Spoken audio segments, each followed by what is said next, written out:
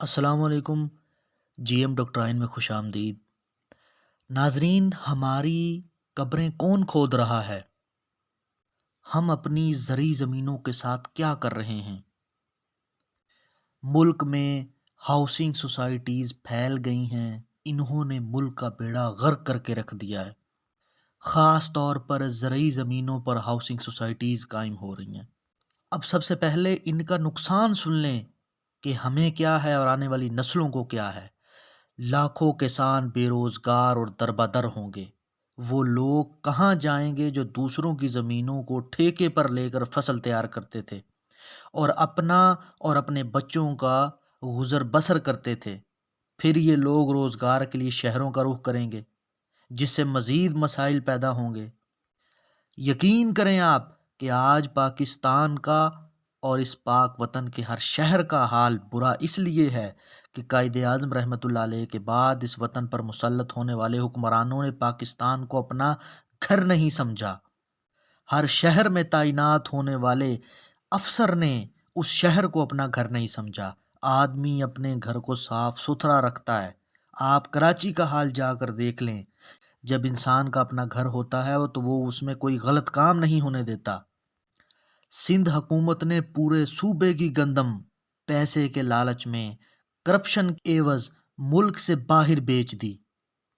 آپ یقین کریں، چینی، گندم، کاٹن اور دالوں میں ہم خود کفیل تھے، مگر اس ملک کے حکمرانوں نے یہی چیزیں 11 ارب ڈالر کی 2021 کے سال میں عالمی منڈی سے خریدیں۔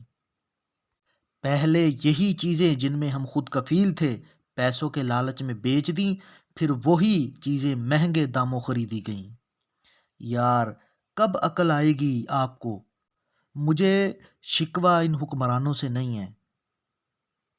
جتنے بھی دانشور ہیں ان کو شکوہ حکمرانوں سے بالکل بھی نہیں ہے۔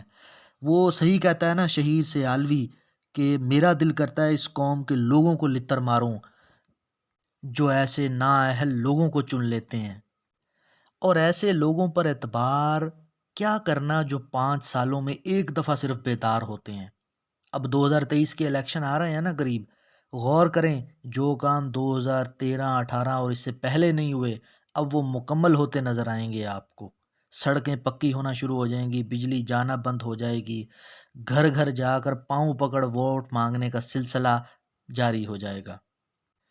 وہ کہتے ہیں نا کہ دانش مندانو سپ نہیں لڑدا، ایک کھڈوں دو واری، موڑ موڑ توکھے کھان محمد تے مت جنہ دی ماری۔ ہماری قوم کی مت ماری ہوئی ہے۔ ایک جاتا ہے وعدے کر کے، اس کے پورے نہیں ہوتے، دوسرا آ جاتا ہے وعدے کرنے۔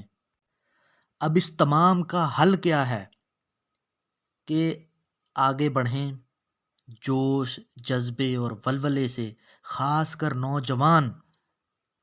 او بھائی، کل آپ سے پوچھ لیا کہ اس ملک کو ٹھیک کرنے کے لیے آپ نے کیا کیا ہے؟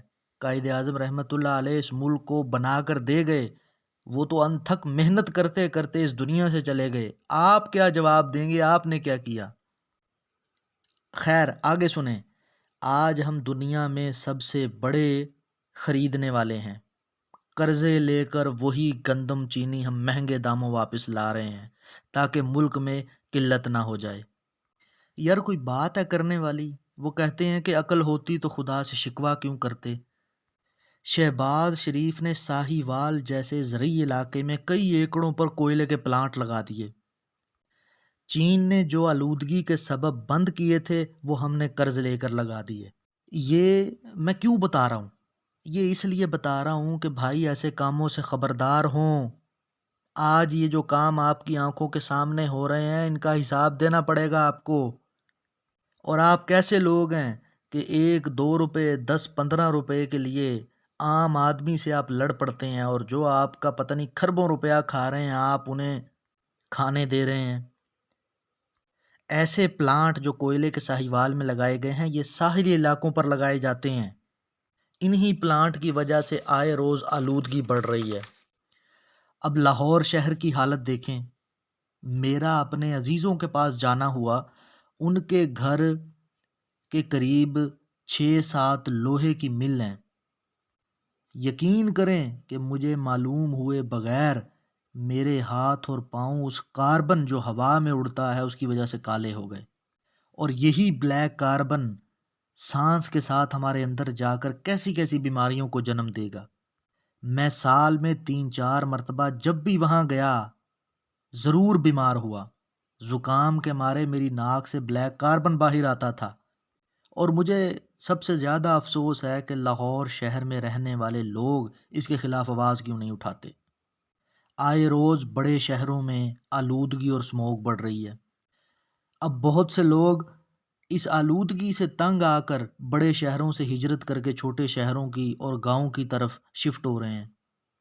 یہ جو آپ ویڈیو دیکھ رہے ہیں یہ بہاولپور کے علاقے سے لی گئی ہیں، کہ بہاولپور کے علاقے میں یہ نیا کام ہونا شروع ہو گیا ہے، جہاں پر سوسائٹیز بننا شروع ہو گئی ہیں، لوگوں نے زرعی زمینوں پر مکان بنا کر کرائے پہ دینے شروع کر دیے ہیں۔ بہاولپور کے علاقے کو پچھلے دنوں پنجاب میں آلودگی کے حوالے سے مجھے لگ رہا ہے پہلے یا تیسرے نمبر پر رکھا گیا ہے۔ بہاولپور کے علاقے میں آپ ٹریفک دیکھ لیں، ان دنوں میں ابھی بچوں کو چھٹیاں ہیں، اور یہاں پر آپ ٹریفک دیکھیں کیا حالت ہے، اور آنے والے وقت میں کیا ہوگا یہاں پر۔ بڑے شہروں کی تو حالت ایک طرف رہ گئی۔ یہ جو اتنی ٹریفک بڑھ رہی ہے اس کا نقصان کیا ہے؟ آئے روز ایکسیڈنٹ، ماحول کو نقصان۔ سب سے بڑا نقصان ہم کرتے ہیں اپنے کم عمر بچوں کو موٹر سائیکل دے کر۔ کوئی اگر خود کو محفوظ کر کے بچا کے لے کر جا رہا ہو، یہ بچے آ کر اس میں مار دیتے ہیں۔ یقین کریں ہم اپنے ہاتھوں سے اپنے لیے اور آنے والی نسلوں کے لیے قبریں کھود رہے ہیں۔ ہر طرف ہاؤسنگ سوسائٹیز کا زور ہے۔ لاہور اور کراچی جیسے شہروں کی حالت بدتر ہو چکی ہے۔ میرے ایک استاد بتا رہے تھے کہ گجرانوالہ سائڈ پر جہاں پر چاول بہت زیادہ اگایا جاتا ہے، اب ان زمینوں کے اوپر سوسائٹیز بنائی جا رہی ہیں، لوگ پیسہ انویسٹ کر رہے ہیں، اور وہ بتا رہے تھے کہ آنے والے دور میں اس کا چاول کا ریٹ انتہائی زیادہ بڑھ جائے گا، اور یہ عام آدمی کی پہنچ سے دور ہوں گے۔